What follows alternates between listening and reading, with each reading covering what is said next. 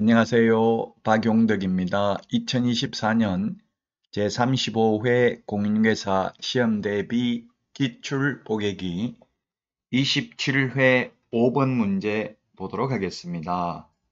공인중개사 법령에 대해서 옳은 것입니다. 1번 폐업기간이 1년 미만인 경우 폐업신고 전의 위반 행위를 사유로 재등록개업공개사에 대하여 등록 취소 처분을 함에 있어서는 폐업기간과 폐업 사유는 고려 대상이 아니다 했는데 폐업기간 1년 미만인 경우 폐업기간 전의 위반 행위를 사유로 재등록개업공개사에 대해서 등록 취소 처분을 함에 있어서는 폐업기간과 폐업 사유를 고려해야 된다고 법 제40조 4항에서 규정하고 있습니다. 그래서 1번은 틀린 지문이 되겠습니다. 고려해야 됩니다. 자, 그 다음에 2번입니다. 공인중개사법을 위반하여 200만 원 벌금을 선고받고 5년이 경과되지 아니한 자는 등록을 할 수 없다 했는데 공인중개사법 위반으로 300만 원 이상 벌금 받으면 3년간 결격 사유죠. 그래서 2번도 틀렸습니다. 자, 그 다음에 공인중개사법 위반이어야 됩니다. 다른 법률 위반은 안 되고요. 결격 사유 아니고요. 자, 그 다음에 3번 휴업기간 중에는 개업공개사는 다른 개업공개사인 법인의 임원이 될 수 있다 했는데 이중소속은 휴업기간 중에도 안 되고 업무정지기간 중에도 안 됩니다. 자, 4번 무자격자에게 토지 매매의 중개를 의뢰한 거래 당사자는 처벌 대상이 된다 했는데 무등록 중개업자에게 의뢰를 한 의뢰인은 처벌 대상이 아니고요. 무등록 중개업자는 3년 이하의 징역이나 3천만 원 이하의 벌금입니다. 무등록업자는 처벌되지만 무등록업자에게 의뢰를 한 의뢰인은 처벌 대상이 아닙니다. 손님은. 답은 5번이 되겠네요. 유치권이 행사되고 있는 건물도 중개사물이 될 수 있다. 그렇습니다. 유치권, 분묘기지권이 설정되어 있는 토지, 압류, 가압류되어 있는 토지, 사법상 제한만 될 뿐이고 거래의 대상은 되고요. 그 다음에 각종 용도, 지역, 지구, 구역, 그 다음에 모든 지목, 공장용지, 목장용지 전부 다 개인 땅이라면 중개대상물 될 수 있습니다. 유치권 성립 자체에는 중개개입 여지가 없죠. 그러나 유치권을 양도하는 것도 중개상물에 해당된다는 게 판례의 입장이 되겠습니다. 자, 그래서 5번이 정답이 되겠습니다. 다음은 6번 문제 보도록 하겠습니다. 이중소속, 이중등록 금지에 대한 것으로 옳은 것입니다. 자, 기억 A군의 중개사무소 개설 등록을 하여 중개업을 하고 있는 자가 A군에 다시 등록하면 이중등록에 해당됩니다. A군에 등록을 하든 B군에 등록하든 이중등록 두 번 하면 이중등록이죠. 자, 니은 B군에서 등록하여 중개업을 하고 있는 자가 C군에 등록하면 이중등록 맞습니다. 디귿 개업공개사 갑에게 고용되어 있는 보조원은 사원이 될 수 없다. 이중소속 될 수 없고요. 리얼 이중소속 금지를 위반한 경우 이중소속, 이중등록, 이중사무소 모두 1년 이하의 징역이나 1,000만 원 이하의 벌금입니다. 그러나 이중계약서의 경우에는 따로 처벌 규정이 없습니다. 왜냐하면 형법상 사문서 위조죄가 있기 때문에 그렇죠. 그래서 모두 옳은 내용이네요. 5번이 정답이 되겠습니다. 우리 암기 프린터는 53번에 표 밑에 있습니다. 암기 프린터는 네이버 카페 박용덕 박사의 부동산 여행에서 다운로드 받을 수 있습니다. 이중등록, 이중소속, 이중사무소 1년 이하의 징역이나 1,000만 원 이하의 벌금. 그러나 이중계약서와 이중지급에 대해서는 형사처벌 규정은 공인중개사법에 규정되어 있지는 않습니다. 이중등록, 이중소속은 개업공개사의 경우 절대적 취소, 소속공개사가 이중소속하면 자격 정지할 수 있고요. 자격 정지 기간 중에 이중소속하면 자격을 취소해야 됩니다. 이중계약서는 임의적 등록 취소고 취소 안 하면 업무정지 처분을 할 수 있습니다. 이중직업은 개인의 경우 처벌 규정이 없고 법인은 이중직업을 가지게 되면 법 제14조 외의 업무를 하면 등록을 취소할 수 있습니다.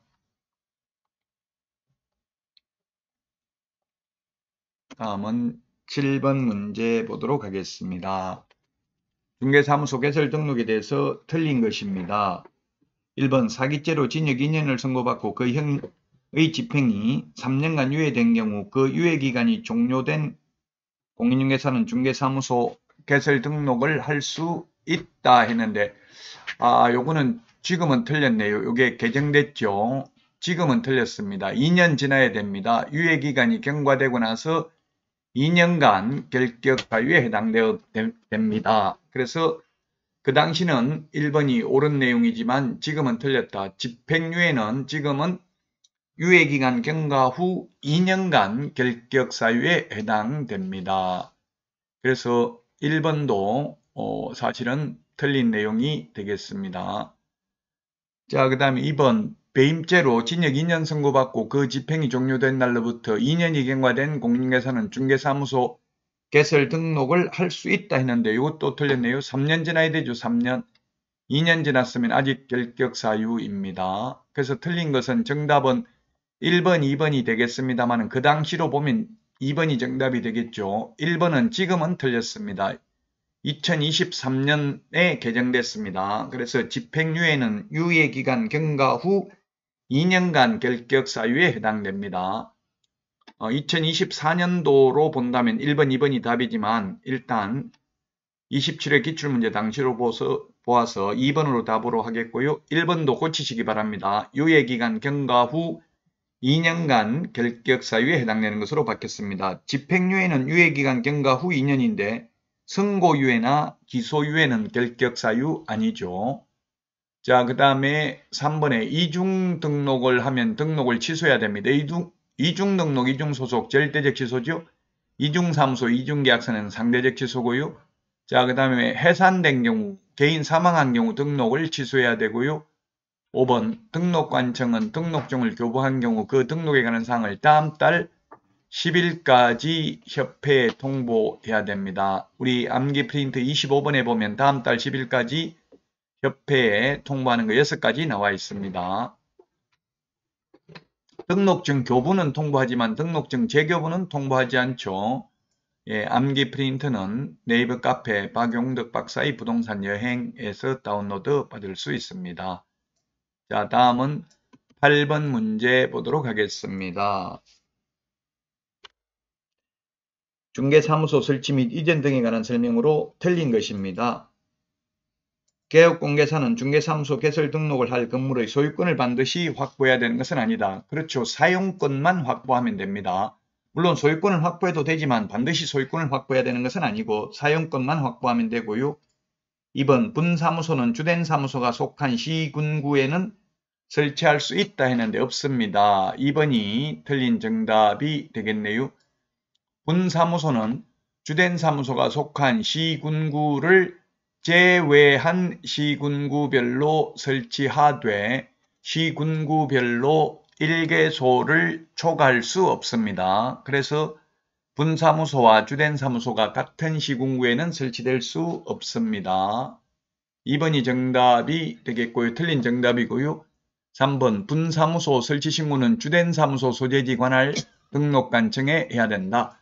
우리 암기 프린트 4번에 세 번째 까만 별표에 보면 분사무소 설치 신고, 이전 신고, 분사무소에서 사용할 인장 등록, 분사무소 업무정지, 휴업신고, 폐업신고, 재개신고 모두 주된 사무소 등록관청이 해당 관청입니다. 다만 분사무소에 대한 지도감독은 둘 다 가능 이렇게 돼 있죠. 암기 프린트 4번에 맨 밑에 까만 별표 두 번째 보시면 둘 다라는 건 주된 사무소 등록관청도 분사무소 소재지 시장군수구청장도 지도감독할 수 있다는 뜻이고요. 다만 맨 마지막 별표를 보면 분사무소에서 중개행위를 하였을 경우 주택에 대한 중개보수는 분사무소 관할 시도조례가 정하는 보수를 받습니다. 자, 그래서 3번은 맞고요. 4번 다른 법률의 규정에 따라 중개업을 할 수 있는 법인, 이른바 특수법인의 분사무소에는 공인중개사를 책임자로 두지 않아도 된다. 예, 암기 프린트 3번 맨 위에 있는데 특수법인은 책임자가 공인중개사일 필요 없고 특수법인은 등록 기준을 적용하지도 않습니다. 특수법인이란 다른 법률의 규정에 의해서 중개업을 할 수 있는 법인이고 지역농협, 산업단지관리기관, 지역산림조합, 한국자산관리공사가 특수법인입니다.